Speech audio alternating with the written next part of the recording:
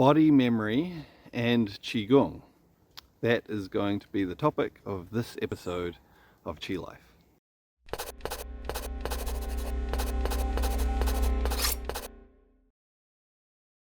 So, I taught a Kung Fu class last night, and it's actually this that got me thinking about this topic and thinking that it might be a useful thing to have a chat about, and about how this topic of how body memory relates to our Qigong practice. And the reason why I guess this stuck out to me last night is because it was the first Kung Fu class I've taught in a very long time. I guess different people watching this channel might know me in different contexts, and some of you'd know maybe a fair bit about my background with Kung Fu and Qigong and other things as well.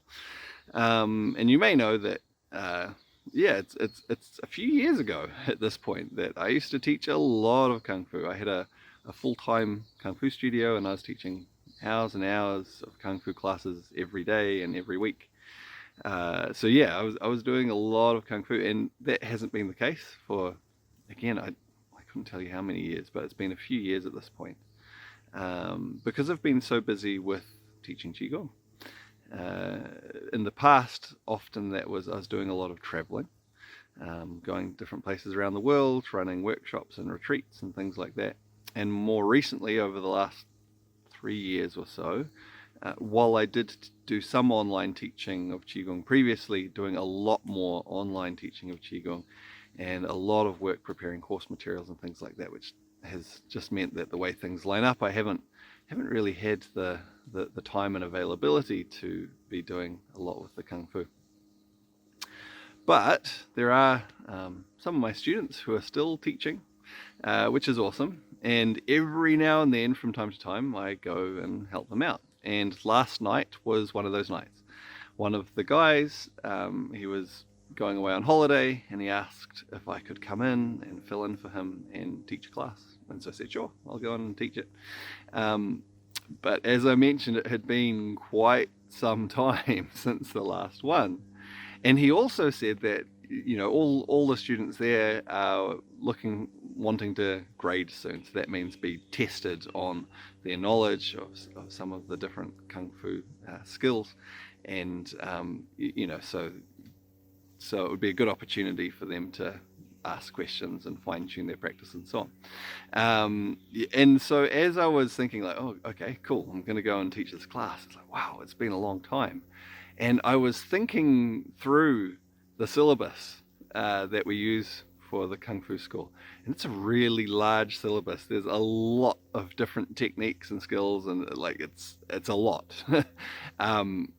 And it's like, wow, it's been so long. Obviously this stuff is quite deeply ingrained, but it's been so long. They're like, oh man, these guys are going to be asking questions about different things. I'd better make sure I'm fresh, so I'm not like, oh, what's this about? And so I actually even looked up some videos of some of the different forms and things before I went in, just to freshen up my memory. And I was looking through the videos and thinking, oh my goodness, there's so much to this. Like, one, how on earth did I used to manage to teach this much to people? It's such a lot of content. And then two, it's like, how am I going to go actually remembering this myself? Because I haven't been doing a lot of practice of that side of things lately myself. But then I actually went and I did the forms. And I guess it's not that surprisingly, if you're familiar with this sort of thing. Doing the forms, things came back to my memory much faster, much clearer, essentially almost without thinking about it, than simply thinking through and looking at the videos and go like, oh my goodness, how am I going to remember all that? Doing it's like my body remembered. It's like just without thinking, pretty much, just like, okay, this is what comes next, this is what comes next. Because practicing something over and over and over again, the body develops a memory. Now, I can talk quite a lot about why that's useful in a Kung Fu context, and maybe I'll talk just briefly about some of those things before I get on to how this applies to Qigong, because there's a parallel between the two. From the purpose of Kung Fu, again, in order to be able to move and use some quite sophisticated techniques and some quite sophisticated ways in a situation of violent conflict or even just competition, where there's a lot of pressure on. You don't want to be having to think through consciously what you're going to do next. You need to be able to respond much faster than you're able to do that consciously. And your body needs to be able to respond much more quickly. And so you need to have that ingrained so your body just knows what to do and responds kind of by itself, or rather without needing to consciously process. It just knows what to do. It knows where to go.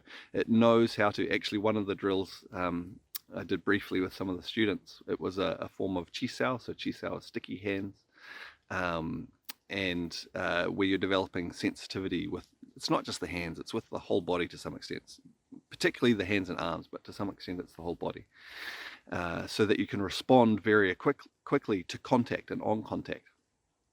And we were doing a tiger Qigong, so it's using tiger kung fu techniques, which involve a lot of clawing and grabbing. And, I was explaining to them, if you haven't actually trained the body to feel how it feels, you'll go to grab something and often you won't latch on quite right, you'll slip off and so on. But once your body understands, once it's got the memory in it, you can start to move very quickly and grab very quickly on different angles and so on. This is the purpose of the drill.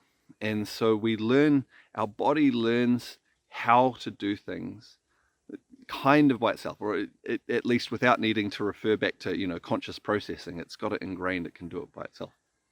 And so it was really quite cool to see how, even after a long break, not doing much of this sort of thing, it's like, yeah, cool, still remember, it's in there. It's just a matter of actually bringing it from my body knowledge back to my conscious knowledge, rather than necessarily the other way around. There's a lot of other parts of that in terms of application to Kung Fu, but moving on, as this is, Kung Fu applies to working with our energy, of course, but moving on to how this specifically applies to Qigong. Because Qigong it's not just about the movements, of course. In fact, some years ago, I wrote an article, I think I might have made a vlog as well, which was titled, Qigong is not a movement art. And I'll put links to those in the description below that you can check out if you're interested in that. And in that article, I was making the point, because sometimes people look at what they see on the surface. Well, often people look at what they see on the surface and think that's it. And so they see all these different moves that are used in Qigong and think, cool, Qigong is about doing these different moves. And it's not really.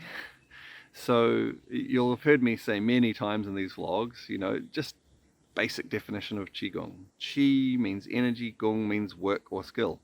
So Qigong means working with energy, developing skill with energy.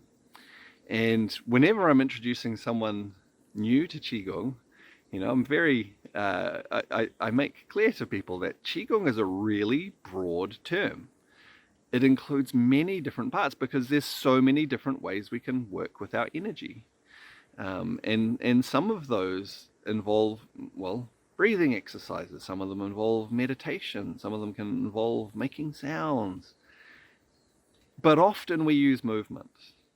The thing is, the movement's not the point. It's what the movement does with our energy.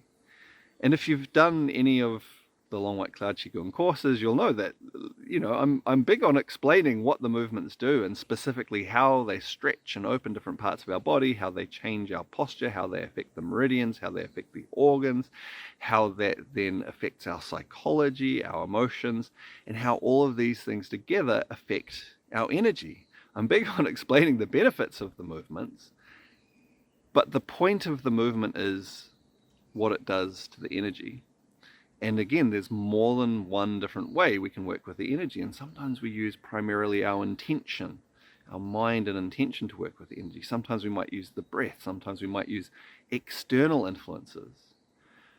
But movement is a really useful way of working with the energy, and this is why the aspect of Qigong that most people are most familiar with is doing generally slow movements. There are some Qigong practices that use fast movements, but generally slow movements But they're also done with awareness and often with some coordination of the breath, because the point is to work with the energy. The movement is really, really useful because of all the specific things it does that affect the energy, but also because of the way it creates a memory within the body. Because when you're doing those movements, you're also working with your mind to connect to what's happening with the energy. And little by little, as you make that connection between mind and body, and as part of that movement, that memory becomes ingrained. Little by little, you develop some more skill with your energy in this process, connecting mind, body, moving, breathing, and you start to be aware of the energy and direct it more strongly. And as part of that, you find a couple of things. One, you're often then able to work with the energy, tap into it, move it, without necessarily using the movement. The movement has been a gateway to help you enter in to make that connection.